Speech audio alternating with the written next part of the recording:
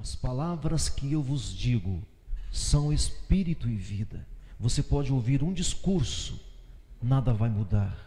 Você pode ouvir uma literatura, nada vai mudar. Mas você pode ouvir o Espírito de Deus. Você pode ser movido pelo Espírito Santo de Deus. Não é a minha intenção pregar hoje. É a minha intenção hoje meditar com vocês em alguns textos. Cristo ressuscitou. A tumba está vazia. Aí você falaria assim, mas tantas pessoas ressuscitaram, não como ele, só ele.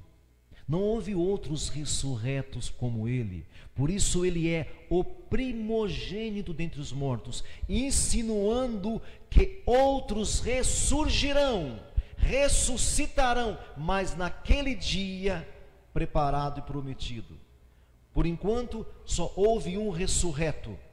Por enquanto só houve um que ressuscitou, só um. O Lázaro que ressuscitou voltou a morrer. O filho da viúva que ressuscitou voltou a morrer.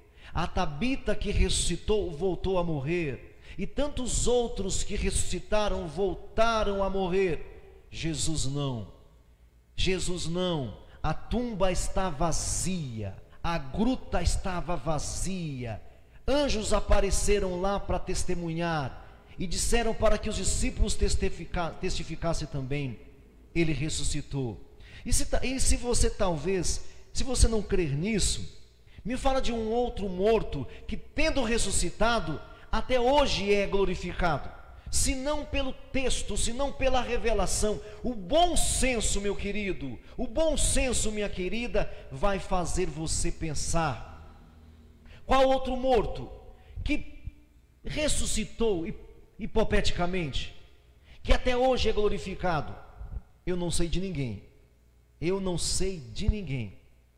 De um outro morto que ressuscitou, que tendo ressuscitado, passou a ser louvado, glorificado e adorado como Deus, não como um profeta, não como um médium, um pensador, mas como Deus sobre todos e tudo. Você já teve essa revelação de que Jesus é Deus? Ele não é um Deus, ele não é um anjo, ele não é um profeta, ele não é um governador, não é um rei, ele é rei dos reis. Já teve esse entendimento? Então você é só um metodista, você é só um religioso, mais nada. Agora, se teve o discernimento que o ressuscitado é diferente, a revelação te alcançou. Quero ler com vocês alguns textos, desejo fazer isso, não sei se vou conseguir. Primeiro texto, Lucas 24. Lucas 24, Cristo ressuscitou. Lucas 24, versículo 22 a seguir. Lucas 24, versículo 22 a seguir. Lucas 24, por gentileza. Versículo de número 22 a seguir. Agora, por favor, entenda. Se você está procurando alguma coisa salutar para a sua vida biológica, não terá. Aqui você não encontrará. Se você quer alguma coisa boa para a sua vida emocional, não terá. Não encontrará aqui nessa pregação, não. Mas se você quer vida verdadeira, Ele vive para isso. Ele está vivo. Capítulo 24, a partir do versículo 22, diz assim: é verdade também que algumas mulheres das que conosco estavam, nos surpreenderam, tendo ido de madrugada ao túmulo, e não achando o corpo de Jesus, voltaram dizendo terem tido uma visão de anjos, os quais afirmam que ele vive. De fato, alguns dos nossos foram também ao sepulcro e verificaram a exatidão do que disseram as mulheres. Ele vive. Ele está vivo. Esta é a maior revelação de todas. Ele vive para nunca mais morrer. Ele vive para nunca mais se curvar. Ele vive. Eu não sei o que você tem enfrentado, mas seja o que for, Ele vive. Você está passando por qual dificuldade? Ele vive. e vive para nunca mais morrer. Ele venceu a morte. A morte foi tragada, diz a carta aos Coríntios, foi tragada. A morte morreu, ele matou a morte. A morte o governou por 3 dias e 3 noites. No terceiro dia, ele ressuscitou, ele está vivo.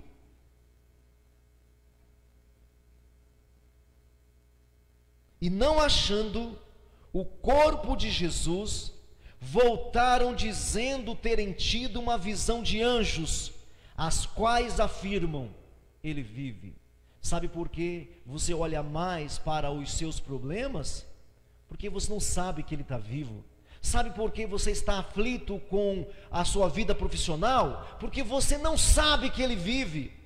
Você está aflito ou afligido com a tua família, é porque você não sabe que ele vive, não teve a revelação ainda. Você está com problemas em casa, é porque você não percebeu por revelação que ele vive. Você está com dificuldades biológicas, orgânicas, é porque você não entendeu que ele vive. Só isso que é necessário, mais nada. Ele vive para nunca mais morrer. Mas talvez você esteja há anos e anos sendo um metodista, mudou apenas o endereço da metodista, ou das batistas, ou das presbiterianas e outras listas por aí, mas não sabe que ele vive. Talvez um dia como o de hoje, em que todo mundo fala do coelho, em que todo mundo fala do chocolate, em que todo mundo fala do coelhinho, talvez hoje seja o dia eficiente para você entender: ele vive para nunca mais morrer. Ele venceu a morte, ele matou a morte, e a morte não tem mais poder sobre ele e sobre nós. A morte não tem poder. A morte para nós cristãos é um passaporte para encontrar com o Senhor. O apóstolo Paulo falou assim: eu preferiria muito mais morrer e estar com ele. Eu preferiria muito mais, mas por amor de vocês, eu vou ficar aqui nessa carne ainda, para poder anunciar para vocês um pouco mais da palavra. Vou ficar, sei que é melhor morrer e estar com ele, porque a morte para nós não é mais inimiga. A morte para nós é um passaporte. A morte para nós é promoção, desde que você esteja fundamentado nele. Morte para nós não é nada. Se você quiser viver biologicamente, viva para fazer a obra dele. Se você quiser viver organicamente, viva para ele, não para si. Porque o problema que a gente tem de vivermos uma vida de lástima, uma vida medíocre, é porque nós não percebemos ainda que o nosso rei não é apenas um rei, ele é o rei dos reis da terra. Está claro para você, meu amado? Está claro para você, meu irmão? Voltaram dizendo terem tido uma visão de anjos, as quais afirmam que ele vive. E de fato, diz o apóstolo, e de fato, alguns dos nossos foram ao sepulcro e verificaram a exatidão do que disseram as mulheres. Ele não está lá. Ele não está lá. Os judeus vieram, pagaram uma grande soma de dinheiro para que eles falassem, para que as pessoas falassem que o corpo foi roubado. Eles pagaram, mas como é que pode durar até hoje? Pensa comigo, um pouco de bom senso não atrapalha ninguém.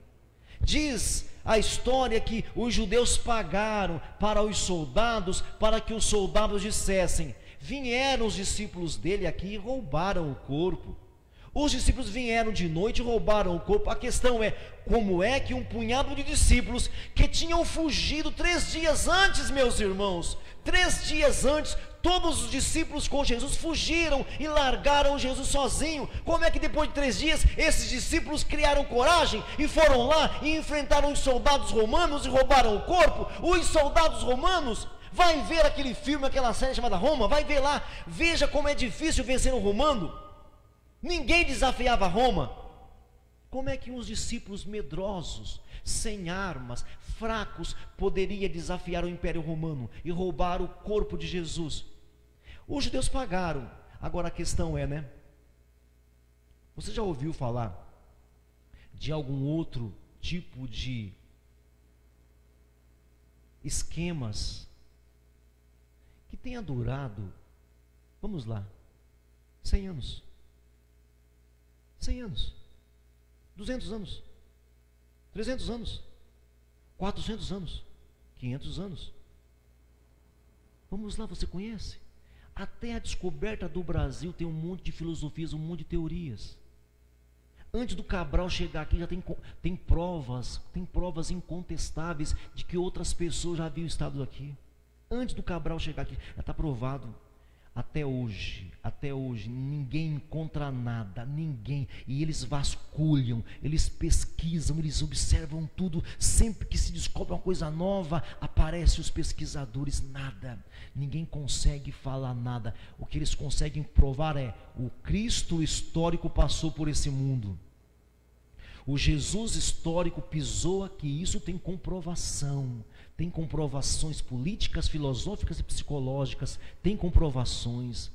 Agora não consegue se comprovar nada que o corpo dele foi roubado. Nada.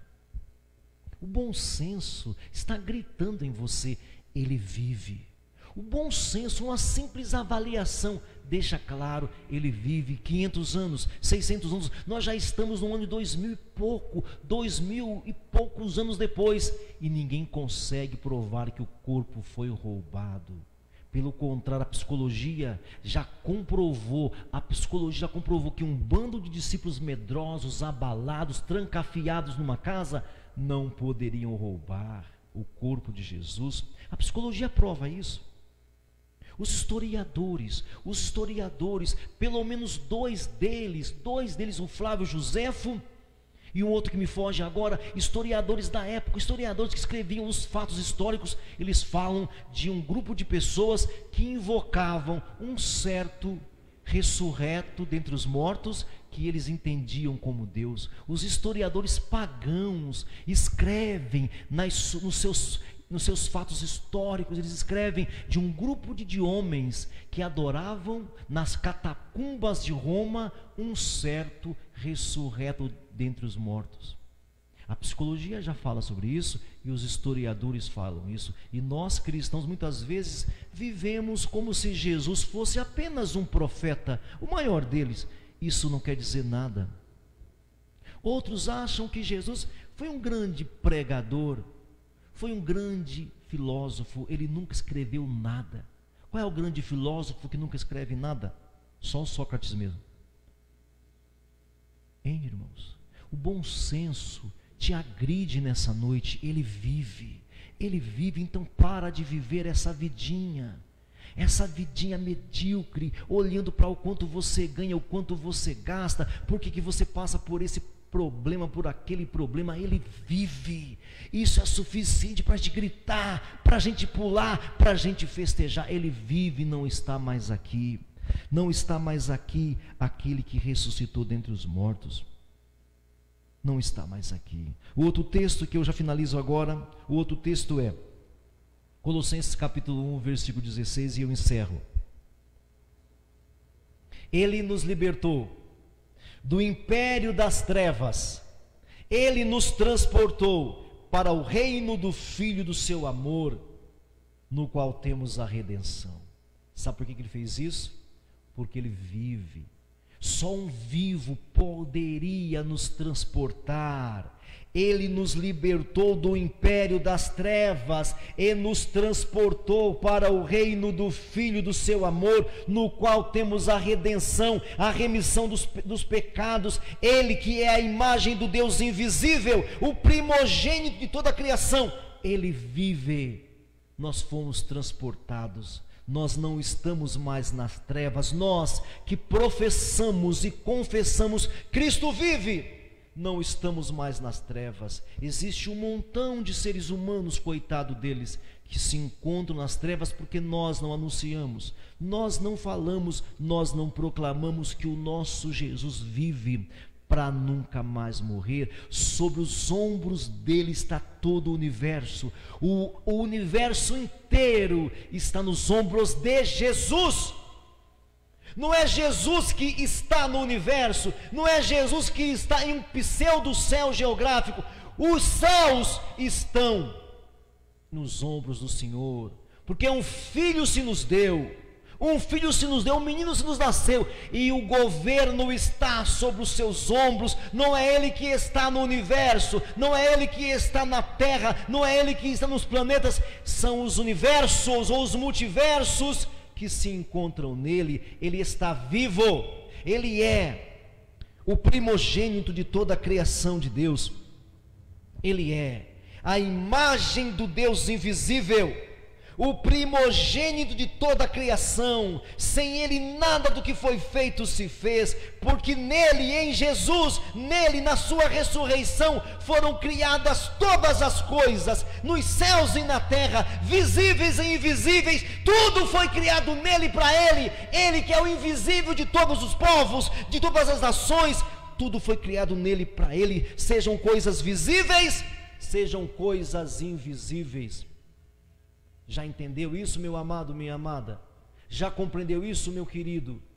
As visíveis e as visíveis, todas estão fundamentadas nele. Para vocês aí do outro lado que tem medinho, porque tem uns cristãos que eu não sei porque são cristãos, tem medo de assombração, tem medo de capeta, de Lúcifer, de Satanás, tem medo de assombração, do escuro. Por que você tem medo? Sabe por que tem medo? Porque não sabe que ele vive. Porque não entendeu ainda que ele vive pelos séculos dos séculos. A eternidade está no peito dele, a eternidade está dentro dele. Não é ele que está na eternidade, a eternidade está nele. Nele foram criadas todas as coisas, nos céus, na terra, visíveis, invisíveis, sejam tronos, soberanias, principados, potestades, tudo foi criado por meio dele e para ele. Ele vive. Páscoa não é chocolate, Páscoa é ele vive.